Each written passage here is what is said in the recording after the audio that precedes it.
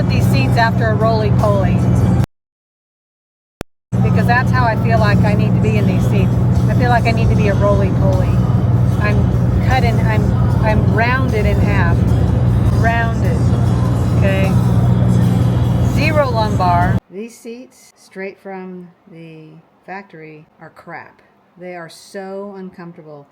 I don't know what they used to mold these seats, but it certainly wasn't human. Because if they molded the seat after a human, the lumbar region is in the lower back area, not the middle back, the way these Sabelt seats are. Right here is where there should be a pad for lumbar support. Here, right here, these pads stick out too far, making this area non-existent. There's no contact. These seats are really deep, so it brings your body down. You're sitting low, so this right here is in the middle back.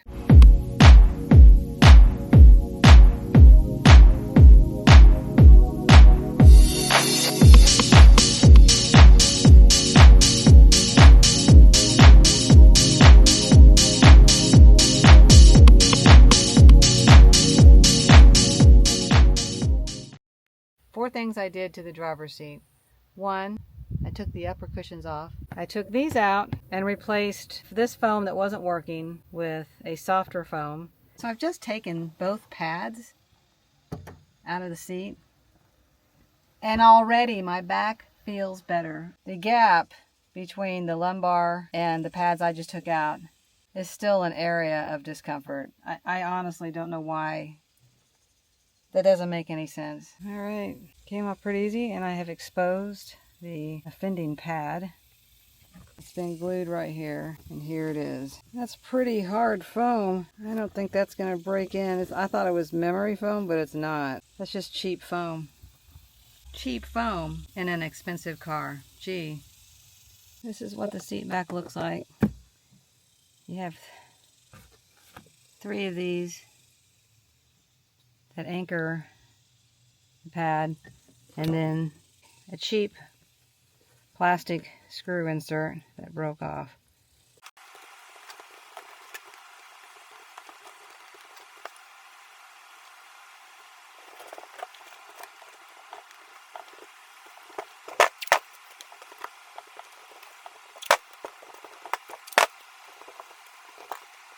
The pads are squishy and they don't angle out. The stock pads angled out like this. They went small and then they angled out this way. I took all that out. So now it's just flat. I didn't change this. That's really hard foam. I'm still sitting really low in the seat. So my middle back is here and it's not being pressed out. So I'm sitting back further in the seat. See how these cushions stick out further than this, and there's no lumbar right there. This is where you need the lumbar. Here's the driver's seat after my accommodations, and you can see now that these cushions do not overlap this. There's still the gap, but this is at least able to stick out. And with my inserts, it's a little better.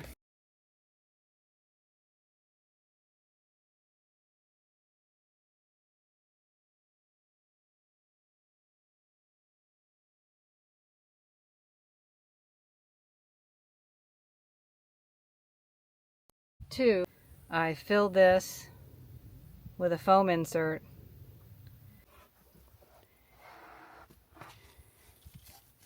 Here's the insert of foam. 3, I made my own cushion that is softer instead of that hard $45 cushion Sabelt sent me. I'm going to cover this with this.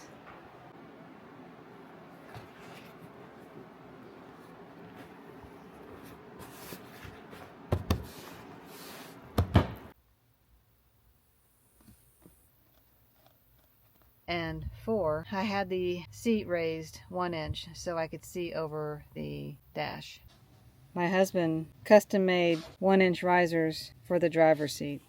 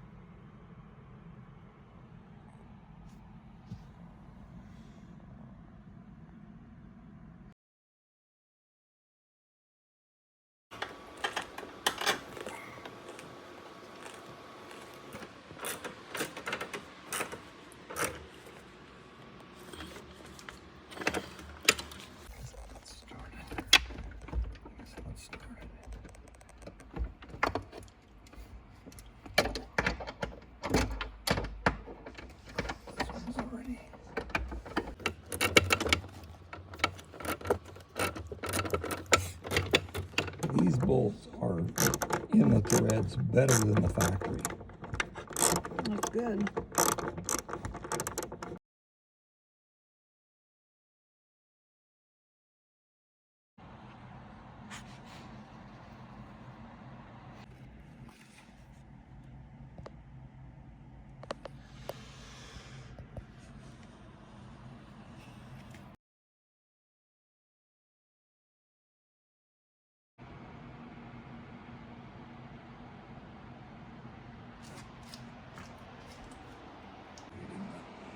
So I think this is a good fix here. The back seating this is a good fit. How much did you spend on this project? It's about $200, including spare bolts, 19 foot of aluminum that we didn't use. Tell everybody what you did to my driver's seat. I made a 1-inch spacer so that it spaces it up off the floor so it gets the eye level over the top of the instrument pod. Yeah, because the way it was without the spacers was the seat was way too low. It was too low, and then when you elevated the seat, it made the angle of the seat too uncomfortable. Yeah. But so now I can drive fully reclined and I can see over the dash. The bolts that were used were 2 grades up from the factory grade. Okay. The aluminum is T6 aluminum. It's only a spacer, so it doesn't really matter. It's not going to shear. The bolts that are put in actually have a shoulder on them, so that the shear strength is greater than the bolts that were factory. So the seat inserts will pull out of the carbon fiber before the bolts will break. And that's what we want to hear, right? Mm-hmm. Safety is high priority on this project. Yes. Before I took the cushions out and changed my seat around, I contacted Sabelt and asked what they had for the issues I had with my seat. They didn't have anything specific to my seat, but they did have 2 options. The first option is the $45 lumbar cushion. And here's what I got for $45.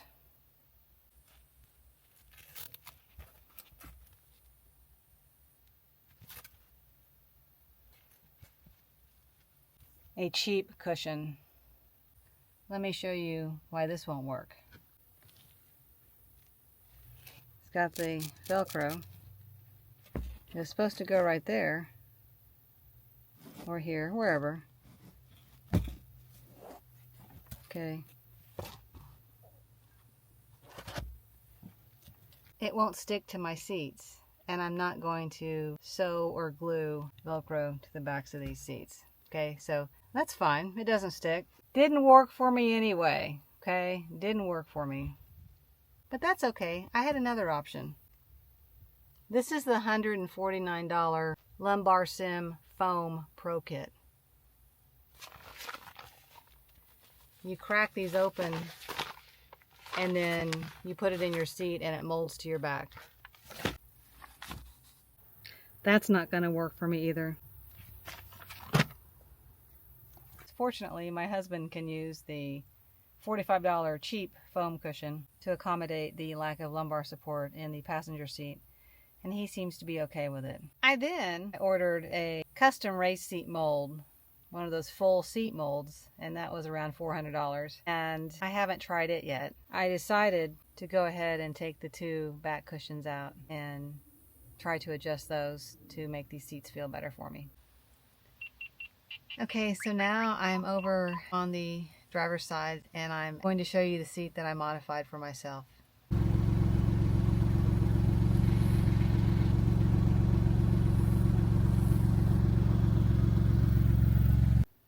That setup right there allows me to drive this car 50% comfortable. I still get discomfort in my neck and trapezius after a few hours in the seat. Another issue with these seats, as if there weren't enough already, is the thigh area. It presses your legs together. That doesn't make any sense to me.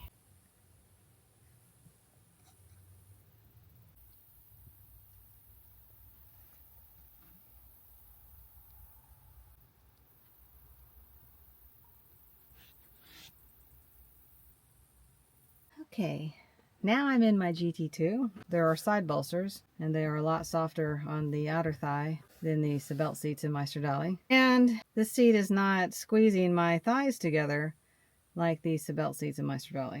The Stradale seats were squeezing my thighs like that. As you can see, the Porsche seats don't do that. So when I'm on the track, I'm comfortable. I don't want to drive like this on the track. That puts me off balance. This is how I drive. The seats in my GT2 RS needed one accommodation, and that was kit that reclined the seat because stock were too straight up. So there's a kit you can buy online that will recline your seats a little bit and make them more tolerable. And here it is.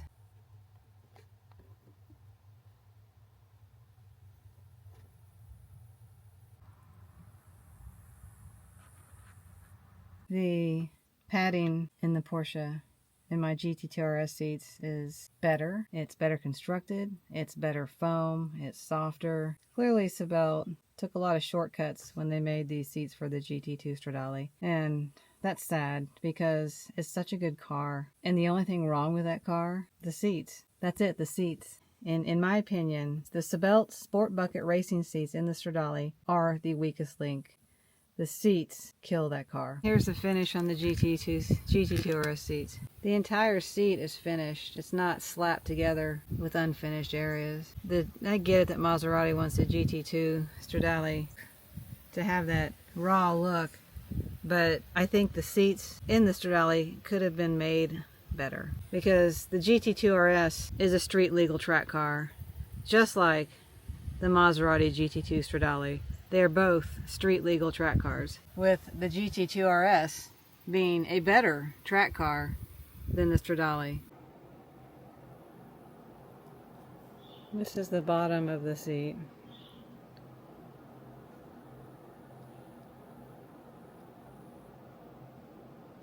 And as you can see, what a fucking mess.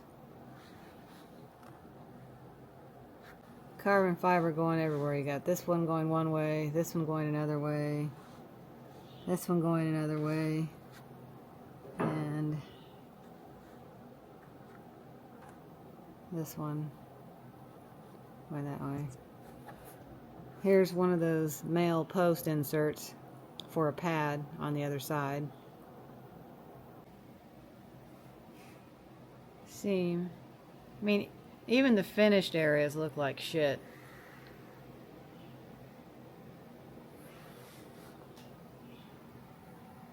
So this whole area is visible even when you lower it to the reclining position.